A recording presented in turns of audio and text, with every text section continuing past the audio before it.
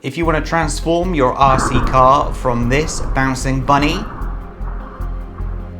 into this super duper RC car, it's simple. All you need to do is change your friction shocks for friction shocks.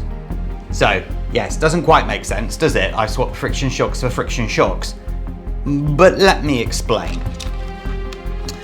In my last video I showed how this shell comes off, so just go and watch that. These are in fact friction shocks. The reason I say that is because I bought them as oil-filled shocks, but as soon as you put oil in them, they leak. So, in my opinion, they are friction shocks. If they can't retain the oil, they can't be oil-filled shocks, can they?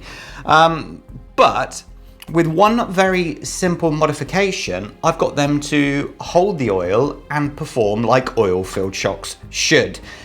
I'd like to know your opinions on RC shocks, whether you've got any super duper tips, tricks that you use, ways to improve them, etc, etc. Anybody actually tried putting grease into shocks? So, let me explain what I've done. I will take off firstly this shock here, and actually get the car out of the way for now. Because, pull the spring down, take the bottom off there, and then you've got access to this here. Now, this one actually comes with the rubber,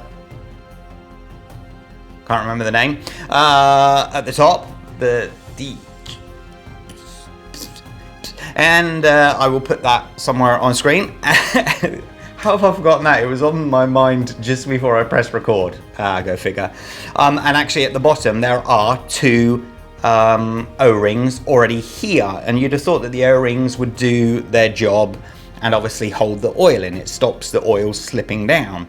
However, on this design, you see the way that this actually sort of goes down to a point, it means that the O-rings are able to come out of the shaft and then just willy-nilly flap around, which is causing it not to work. So what I've actually done is, see these absolutely tiny O-rings? If you see all the way in there, you see how I've put one over, and what that's doing is pushing onto the O-rings. I don't know whether this one that I've added is actually stopping any of the oil, but what I suspect it's doing is actually pushing onto the two O-rings and pushing them actually into this part of the shaft here, and therefore stopping them coming out. So when it's going up and down, they can't come out and therefore let the oil out. What I actually did was, once this was, actually I will show you very quickly because there's a little tip there. Just take that off quickly. These are really easy to do, that's why I'm not using this tool. And I would just take that off. What I actually did was, you see this is the ball joint of obviously the bottom of the shock. I used this, so once I put that tiny little O-ring on, I put this on, held the shaft like so, and pushed it up. You see how that is pushing all three of the O-rings up into position. And once that's up there, I was able just to do that, and the shocks are not leaking anymore. I haven't just put them on and then waited overnight to see whether they would leak. I was driving it out the back. They weren't leaking whatsoever, so I decided to stand up and down on the car about 50 times to see whether I could force them to leak, and as you can see, they've not leaked at all, so it seems to work.